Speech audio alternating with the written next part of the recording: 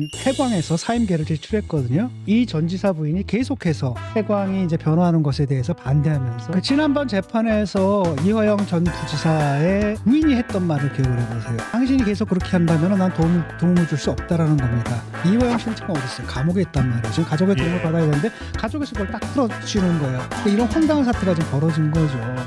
부인이 참 무서운 거죠.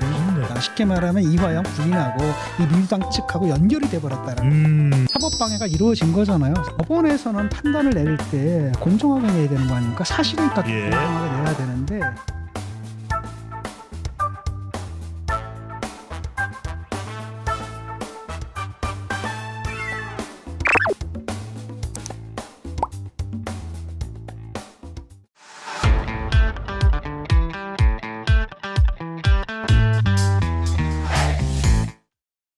재판부는 변호인이 없는 재판을 할 수가 없다. 변호인을 갖춰서 다시 재판을 진행해야 되겠다라고 이야기를 하고, 자, 결정적인 것은 검찰의 설명입니다. 이것은 사법 방해다. 교수님 어떻게 보십니까? 일단 오늘 그 상황을 좀 한번 다시 복기해 보죠. 예. 일단 법무법인은 해광에서 사임계를 제출했거든요.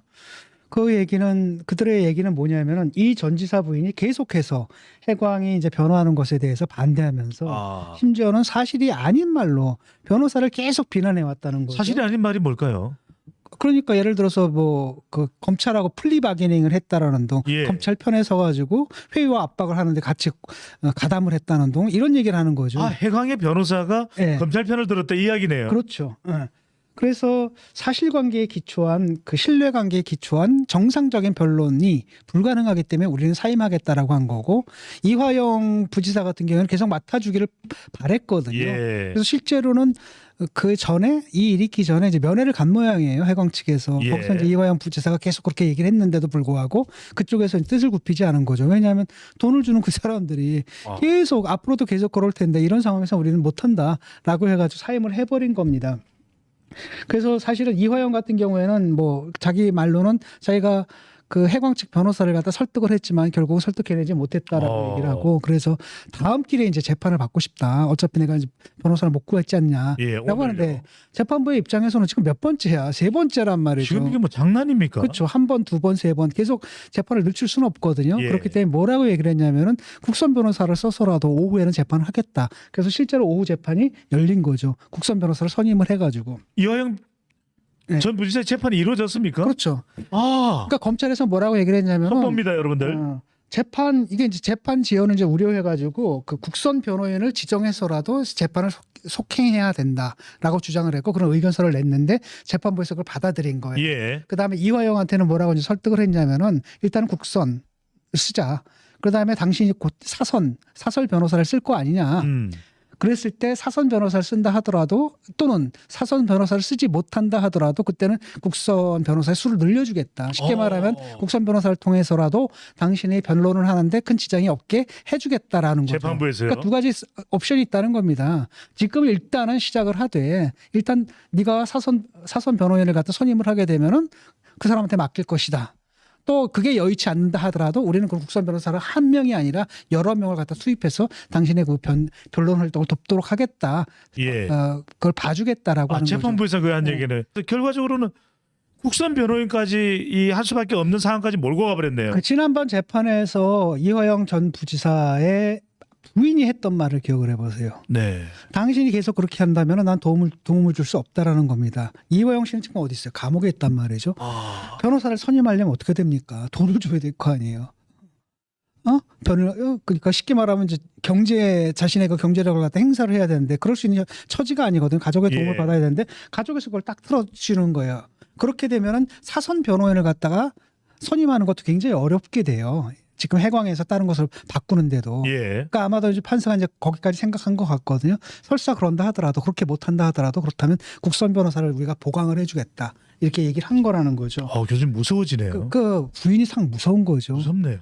너 그따위로 하면은 내 말 안 들으면은 돈 못 도와주겠다. 쉽게 말하면 우리 변호사 선임하는데 경제적 또 분명히 변호사 선임하려면은 돈을 내야 될 거 아니냐. 그거 우리가 못 내주겠다. 이 얘기예요 지금. 이런 황당한 사태가 좀 벌어진 거죠.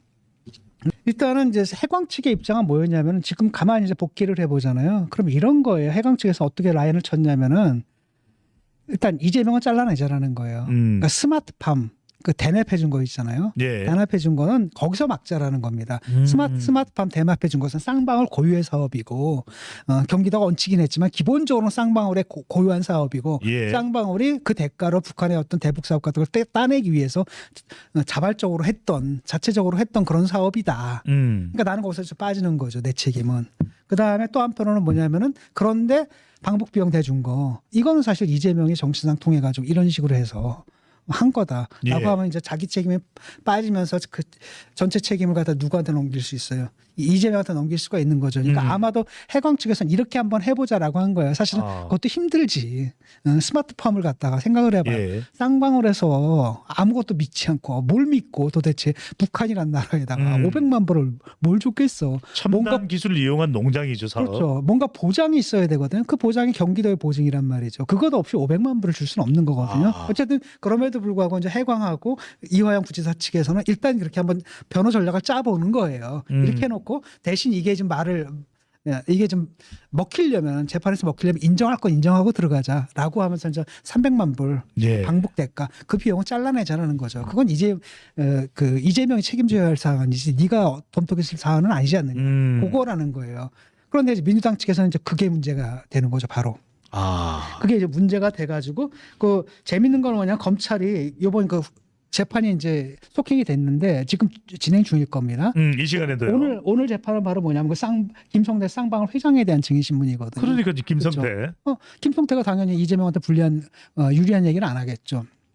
이 사람이 이미 다 자백을 한 사람이기 때문에 이 사람에 대한 그게 이루어지는데 그 전에 뭐냐면 검찰에서 사법방해 얘기를 하거든요. 구체적으로 지금 세 번째 방해되고 있지 않냐 재판이. 예. 그런데 그걸 갖다가 딱 일정별로 몇 월 며칠 일정별로 세세하게 민주당에서 어떻게 움직였는지를 갖다가 법정에서 얘기를 해요. 첫 번째는 뭐냐면은 일단 신문에 보도가 딱 났네. 거기서 뭐라고 난 겁니까? 이재명한테 두 사건 쉽게 말하면 스마트팜 500만 불 대납했다는 게 보고가 됐다. 그다음에 300만 불 방북 비용 대줬다라는 게 보고가 됐다. 예. 그럼 기사가 딱 나갔잖아요. 그러니까 민주당이 이제 발등에 불이 떨어진 겁니다. 그래서 부랴부랴 움직여가지고 그때 이제 이재명의 최측근 중에 한 사람인 박찬대 의원이 누굴 만나냐면은 이화영 부지사의 굉장히 측근이죠. 예. 거의 분신과 다름없는 사람을 만나는 거죠. 그래서 만나서 민주당에서 모든 도움을 주겠다라고 얘기를 한 거예요. 약속을 한 거예요. 그 자리에서 이제 이 사람을 매개로 누구와 연결된 겁니까? 이화영 부인하고 연결된 거예요. 그래서 처음에는 부인을 했죠. 나 이화영 부인 얼굴도 모른다라고 했는데 사실은 검찰에서는 이미 이들이 그 자리에서 통화했다는 사실을 파악하고 있는 거예요. 박찬대 그렇죠. 의원은 이화영 전 지사의 부인의 얼굴도 모른다고 했는데. 그렇죠. 그렇게 빼려고 했던 거죠. 잡아 빼려고 했거든요. 그러니까 지금 사실은 그것도 황당한 거죠. 나중에 뭐라고 합니까? 전화 통화만 했지 얼굴을 못 봤습니다. 이렇게 빠져나갈 수 있는 건데 흔히 우리가 아는 그 어법은 뭐냐? 얼굴도 모른다라는 것은 접촉한 적 없다는 얘기죠. 그렇게 거짓말을 한 겁니다. 그러다가 검찰에서 이제 그걸 발견한 것 같거든요. 그때 두 사람이 만났을 때 그 자리에서 통화가 이루어졌다. 쉽게 말하면 이화영 부인하고 이 민주당 측하고 연결이 돼 버렸다라는 그 얘기.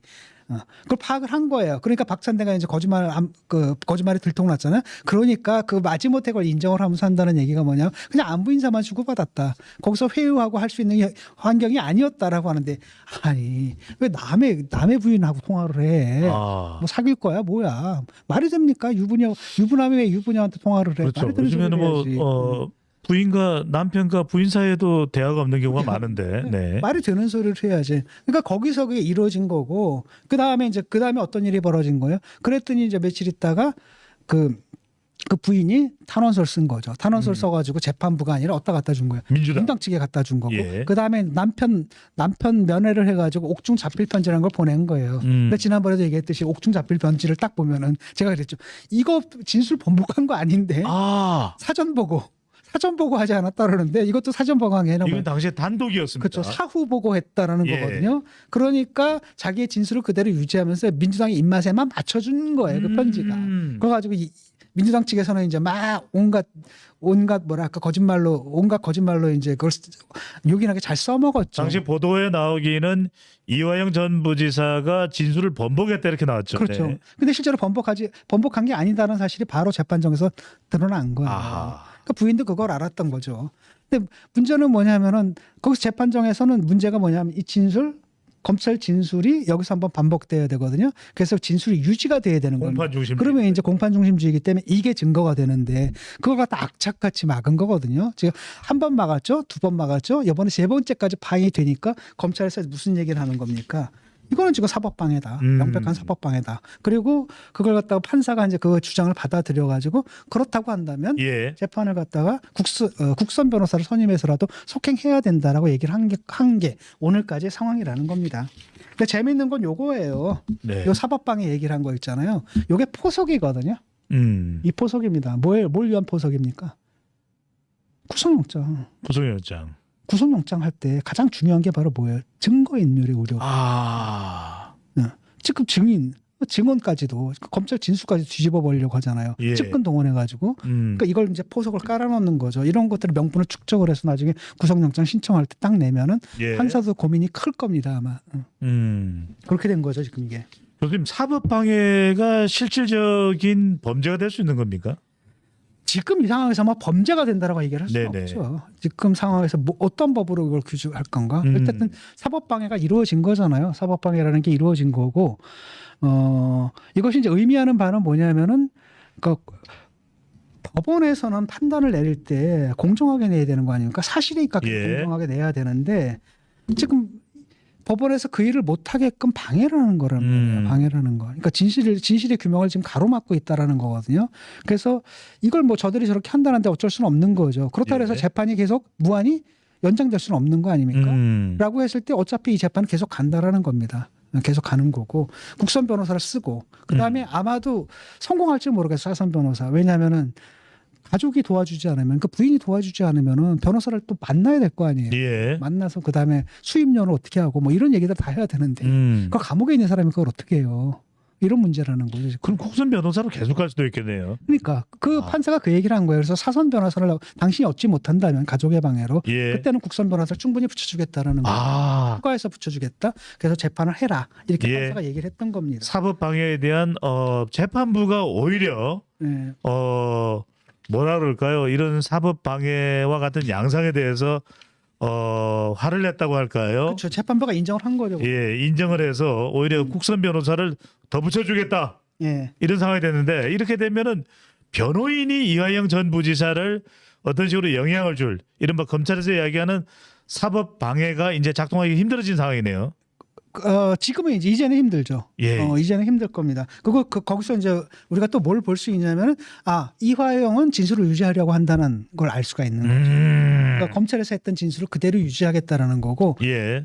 지금 내가 생각해도 그 수밖에 없거든요. 500만 불, 300만 불인데 500만 불은 내 책임을 벗어나고 저 300만 불은 내 거 아니니까. 내 거 아니니까 이거는 뭐 이재명 알아서 당신이 뭐 변호를 하든지 말든지 해라. 예. 그것까지 내가 덤터기 쓸 수는 없다라고 지금 얘기를 한 것 같아요. 그래서 그 라인이 좋죠. 왜냐하면은 모든 걸 다 부정을 하게 된 판사가 일단 딱 보면 이 사람은 안 되겠네라고 생각하거든요. 그게 이제 정경심 재판도 그랬단 말이죠. 예. 인정할 건 어느 정도 인정하고 방어가 조금이라도 방어가 가능한 선에서 방어선을 쳐야 되는데 그러니까 아마 해광에서는 그렇게 조언을 한 거예요. 이거 우리가 다 잡아떼면 안 된다. 당신 책임을 갖다 조금이라도 덜기 위해서는 일단 인정할 건 인정하고 니거 아니지 않냐 이거는 당신이 왜 뒤집었어 저쪽 밀고 그다음에 이 부분에서 싸우자라는 겁니다. 그래서 애초에 보게 되면 스마트폰 500만 불 여기 나 책임이 없다 이렇게 얘기를 하고 있을 거예요 아마.